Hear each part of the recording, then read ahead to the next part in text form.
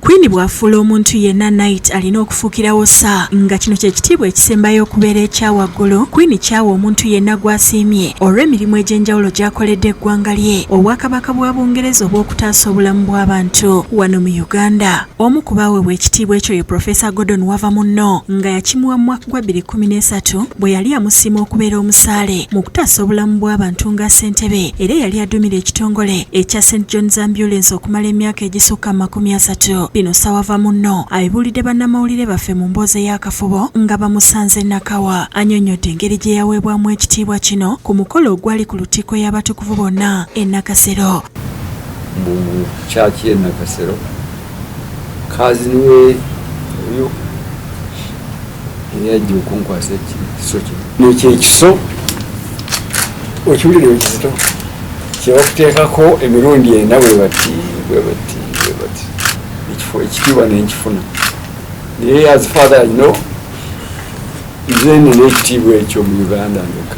Alaze ebifaananyi omuli n'ekyambalo ekyamwambazibwa aliko n'ebimu ku birabo ebyamuweebwa Kkwiini byatulaze. Anyumiza engeri gye yabeeramu e Bungereza nga yafuna n'omukisa okuliraanako eyali Ssaabaminisita wa Bungereza omukyala eyasookera ddala nga wano yali tannalondebwa mu kifo ekyo. Kati sajja bw'abeera mukwano gwaffe n'omukyala n'abaana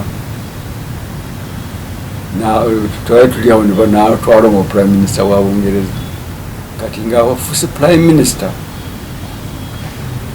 ate waali ekiseera lwa baali banoonya ani anaakulira St John's Ambulance wano.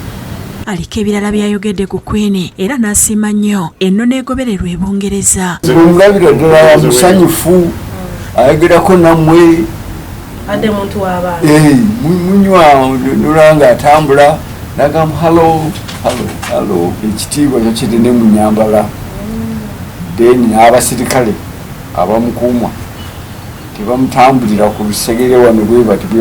Agamba Kkwiini ne lwe yajja wano mu lukuŋŋaano lwa Kyoga mu 2007 yasanyuka nnyo ng'amulabye n'amubuuza ne ku bizinensi ye. Tutuukako n'omukyala Wavamuno naga Karen morning, how are you? Mercedes Benz ziri zitya kuba twamunyumiza nga tukutunda Benz mu Serena Hotel kiseera kyemaze mu bwagundi ndi United